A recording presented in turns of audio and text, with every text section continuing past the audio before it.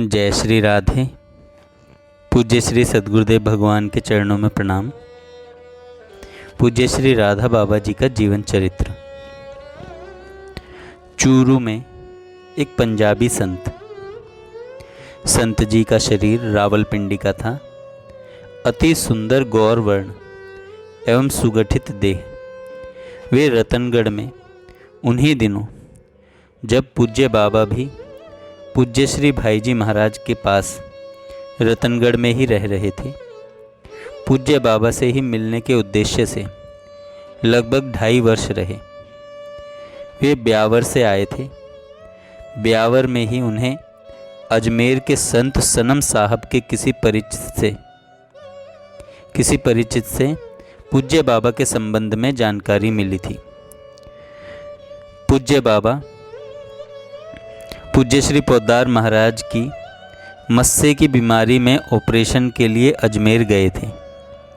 वे रतनगढ़ में आकर पूज्य बाबा से मिलने के उद्देश्य से गांव के बाहर रहने लगे।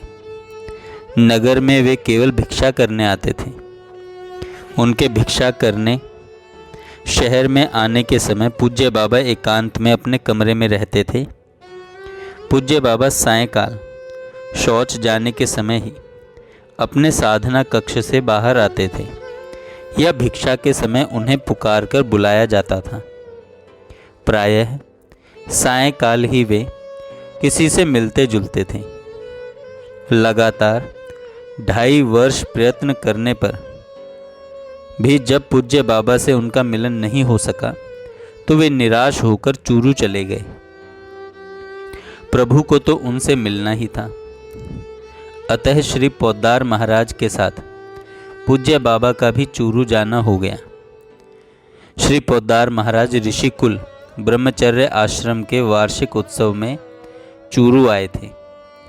एक दिवस सायंकाल शौच के लिए पूज्य बाबा ब्रह्मचर्य आश्रम के बाहर निकले।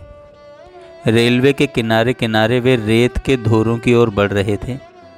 उधर ही कलकत्ते के सेठ लोग जो चूरू निवासी ही थे खड़े थे। पूज्य बाबा से वार्ता करने लगे। वे पंजाबी संत भी अदृष्ट की प्रेरणा से कुछ दूरी पर रेत के टीले में ही बैठे थे। उनके मन में भगवत प्रेरणा से यह बात आई कि अवश्य ही ये वही संत हैं जिनसे मिलने वे 2.5 वर्ष रतनगढ़ रहे और मिल नहीं पाए। वे जल्दी जल्दी चलकर पूज्य बाबा के पास आए और एक और खड़े हो गए। उनकी आंखों का रंग भूरा था। उन्होंने अवसर पाकर ब्रज भाषा में पूज्य बाबा से पूछा, कहा तुम मुझसे नाय मिलोगे? उनकी ब्रज भाषा में भी पंजाबी का पुट था। पूज्य बाबा उनकी ओर उन्मुख हुए। उन्होंने अपने 2.5 वर्ष रतनगढ़ ठहरने का सारा विवरण बताया। वे किस प्रकार कितनी ही बार मिलने आए परंतु मिलन नहीं हो पाया। पूज्य बाबा ने उनसे अपने ठहरने का स्थान पूछा तो पता चला कि वे ऋषि कुल के समीप ही ठहरे हुए थे। पूज्य बाबा ने कहा, इस समय तो संध्या काल हो रहा है। बाबा को शौच क्रिया करने जाना भी है। दूसरे दिवस उनके निवास पर ही बाबा ने मिलने का निर्णय किया। दूसरे दिन पूज्य बाबा उनके निवास पर गए। उन संत ने अपना वृत्तांत पूज्य बाबा को सुनाया। एक प्रसिद्ध मंडलेश्वर जी से उन्होंने सन्यास की दीक्षा ली। सन्यास के पूर्व वेदांत का विचार भली प्रकार चलता ही था, परंतु ज्यों ही सन्यास की दीक्षा ली त्यों ही उनके मन में यह चाह जाग उठी कि भगवान श्री कृष्ण के दर्शन कैसे हों। उन्होंने सोचा, वृंदावन भगवान की लीला भूमि है, वहाँ संभव है दर्शन मिल जाएं। सन्यास के पश्चात वे अपने गुरु से वेदांत ग्रंथ पढ़ा करते थे।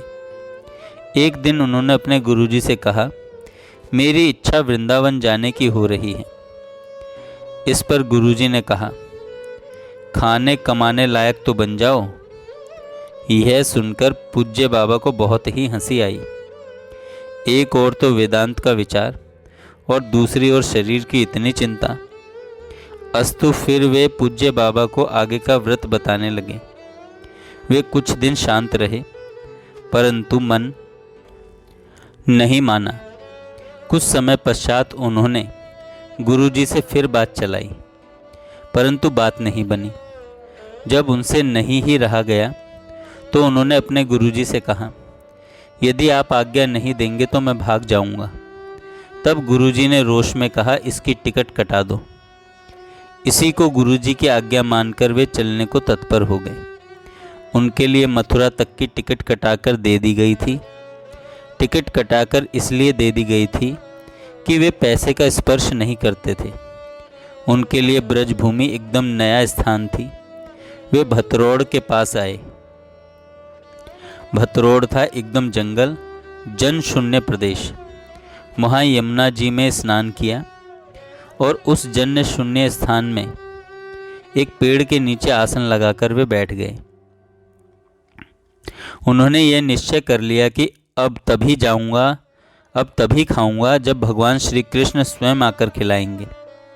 शरीर इतना अशक्त हो चुका था कि अब तो जल के लिए एवं शौच स्नान के लिए यमुना तक जाना भी असंभव सा हो गया था। जीवित रहने की आशा छूटने लगी। वे अपने व्रत पर अडिग थे। शरीर तो एक दिन जाएगा ही। अब शरीर को जब जाना हो जाए, भोजन तो तभी होगा जब श्री कृष्ण आकर खिलाएंगे। ऐसा करते करते 15 दिन बीत गए। 16वें दिन उनके कानों में घंटी की आवाज़ सुनाई पड़ी। उन्होंने देखा 4 गायें पास में ही चर रही हैं, परंतु वे गायें भी अद्भुत थीं। ऐसी गायें उन्होंने पहले कभी देखी नहीं थी। विशालकाय हाथी की तरह गायें थीं, बड़ी ही सुंदर, अति सुडौल, और उनके कंठों में बंधी थी घंटी, और घंटी का रव इतना सुमधुर था मानो वीणा ध्वनि कर रही हो। गायें एक ओर से आई और उनके सामने से निकल गईं, परंतु एक गाय उनकी ओर बढ़ी। उनको ऐसा लगा कि यह गाय उन्हें सींग से मारेगी। यद्यपि शरीर अशक्त था, परंतु भय ने शरीर को इतना सशक्त कर दिया कि वे चट से एक सघन झाड़ी में जा घुसे। झाड़ी के कांटों से शरीर छिद गया।